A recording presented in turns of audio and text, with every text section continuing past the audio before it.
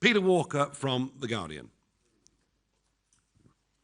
Hi, I thought you'd never get to me. You were on the list, and we never, ever... Lee might have a go at you in public, but I don't. Not yet, anyway. Just a quick one. In your speech, you basically promised to rescind all the extra revenue-raising measures the government have put in. So the farmers' tax, winter fuel, NICs.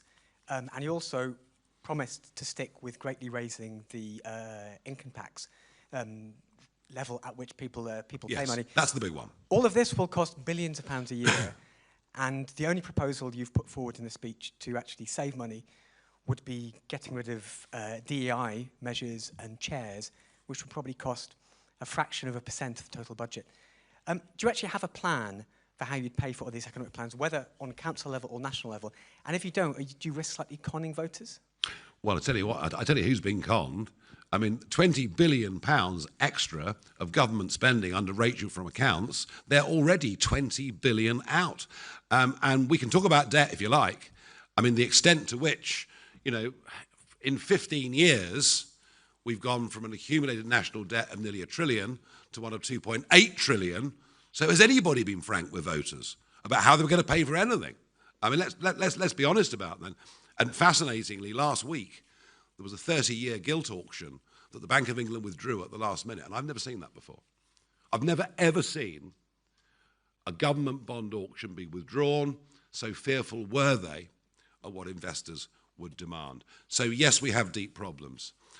The reindustrialisation of Britain, beginning with energy, with oil and gas, will, within a couple of years, produce tens of thousands of well-paid, in fact, in many cases, highly paid jobs. And it depends how much time we have. But if we can get our hands on the regulators, the quangos, who do so much to stifle business and I mean, honestly, I'm not exaggerating this.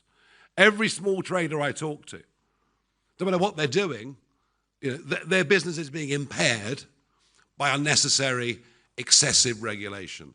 So I'm talking about a cultural change, and a country in which hard work becomes something that we respect, where work from home in the public sector disappears, where productivity increases.